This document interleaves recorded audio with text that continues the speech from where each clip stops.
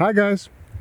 What had happened now since last time is that, we drove from the north and all the way to the southeast corner of Iceland. We are currently at Stoknes, but it is a long drive with not a lot of locations, really nothing like big landmark locations, but we managed to shoot puffin. We did a puffin shoot, which was really cool, really good. We went to Borgarfjörður Eystri and we did that. And I made a short puffin video. You can see it here in the corner. I made that I uploaded that last Tuesday, so I'm doing 2 uploads now a week. Check that out. I was watching the video and I kind of left out an interesting fact about the puffin. Even if it doesn't really mate for life, he kind of does, and he always comes back to the same hole, usually at least. So they live for a long time, and they always manage to find their way home with the same mate. However, kind of like in our world, things can go sour, and they do get divorced and hook up with another mate. But they are, compared to other animals in the animal kingdom, surprisingly monogamous. Monogamous. They do tend to stick to the same partner. So on the way we also visited Eystrahorn, which is one of my favorite areas. It was very windy when we arrived there. So I didn't do anything there. I didn't shoot, didn't take any videos. I was just occupied with other stuff, as happens when you're doing a tour with 10 people. So I'm gonna show you a few old pictures I have of this mountain. There is a lot to shoot. There's a lot of interesting foregrounds.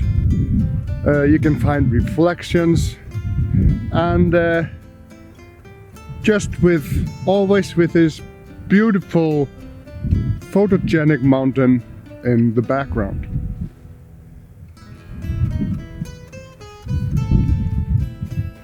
But as you might guess, I'm not mentioning every location we stop on. That would make every video an hour. And I'm also not kind of showing you at every location how we shoot and go about that.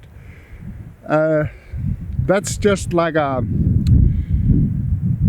that's a thing for another video, each location and how I shoot it, because that can take. This is just like an overview of a round tour of Iceland, how we do that. And of course also you might notice that some of the pictures I'm showing you are not from this tour, because sometimes I'm just, like I mentioned earlier, just occupied with other stuff than actually shooting myself. But like I told you, now we're at Stoknes, and with this beautiful Mount Vestrahorn in the background. This area has been a treasure chest for beautiful shots. I've done amazing stuff here, and this place is like, I always come back with something, just a little different view, a little different thing. Of course, it's very tempting to do the same shots here over and over again, but there is so much. You see those sand dunes. These are maybe the favorite, people's favorite to do. Well, and it's also very easy. It's very easy. It's very hard to miss a shot with those sand dunes in the foreground. But there are also rock formation at the beach. There's shooting in the surf, in the ocean a little bit, because it comes really high and it creates a beautiful reflection when it recedes. And there's just a ton of stuff you can do here, and I actually did now.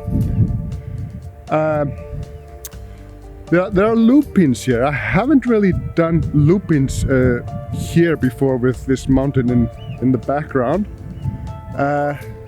It's the middle of the day, so it's not like a sunrise sunset shot, but it's still a beautiful thing. Lupins are a beautiful thing. It doesn't matter how well you plan things out, and you can look at photos from a scene you are going to, from places you're going to, and you know what you want, and you know the timing, and you got guides, you got everything to maximize your chances for a great shot. Then nature takes over and leaves us with no eyes on the ice beach. That's how it goes. You never know. And the thing is, you have to be prepared for that. There is, yes, a level of disappointment, but it cannot go further than that. It cannot be like you view it as a failed trip because one location you had your high hopes for didn't work out, because a lot of other stuff did work out. And when you're working with nature, things just don't go as planned. Nature just do what nature does. And that's a beautiful thing about it. I see many photographers, if nature isn't playing ball, they just help nature. Doing composites, adding sunrise to a scene that had no sunrise, and northern lights to scenes that did not have northern lights. And for me, that's just, it's crap. You know, it depends on what you call it. I have talked about this before. There's a link here in the corner. It's not landscape photography. And people that do that are not necessarily landscape photographers, even if they do that also. This is art. This is digital art. And it's very important not to confuse those two things. You might not know this, but beer was actually illegal in Iceland for the longest time. It wasn't until 1989, after the parliament had tried to pass the motions to allow beer like 20 times or something, and it was always denied because, well, people thought that allowing beer would increase the consumption of alcohol. Maybe it did, but there was always hard liquor. You could drink hard liquor and red wine and whatever, just not beer, which was kind of weird. But there you go. The lagoon of Eystrahorn is much smaller than the Glacier Lagoon's lagoon. So the glacier outlet is closer.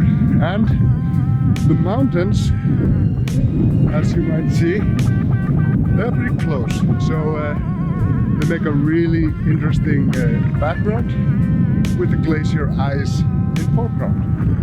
So in some cases it's a better option than the more popular Glacier Lagoon. But if you're here, do both. And there are more like Heinaberg's glacier and Vatnakjökull, that's a glacier. There's a lot of glacier, and there's no reason to limit yourself just with the more famous Glacier Lagoon, even though that it is really nice. About half an hour west of Jökulsárlón, we have this beautiful turf church here. It's called Hofskirkja, and it is an old turf church, which is, you can see, it has a little cemetery here. Some of the graves actually have crosses, but most of them don't. They have just this bulge that comes out from the ground. You know, bulgy, unmarked grave. It's kind of creepy. But it is a beautiful church. It's easy to find. It's just off the, it's just at the highway, number one. I won't make a Google map thingy on this. You just put this in Google Maps, Hofskirkja, and it will take you right there. Just do as it says.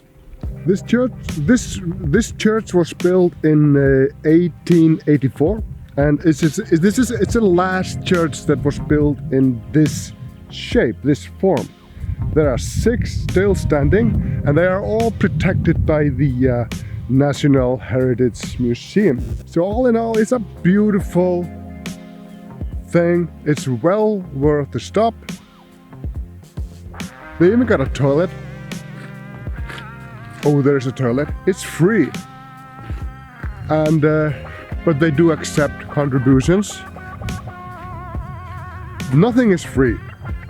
Oh, there's always someone that pays for it. So if you use a toilet, contribute, because it's only fair that the users of the toilet actually pay for their maintenance, isn't it?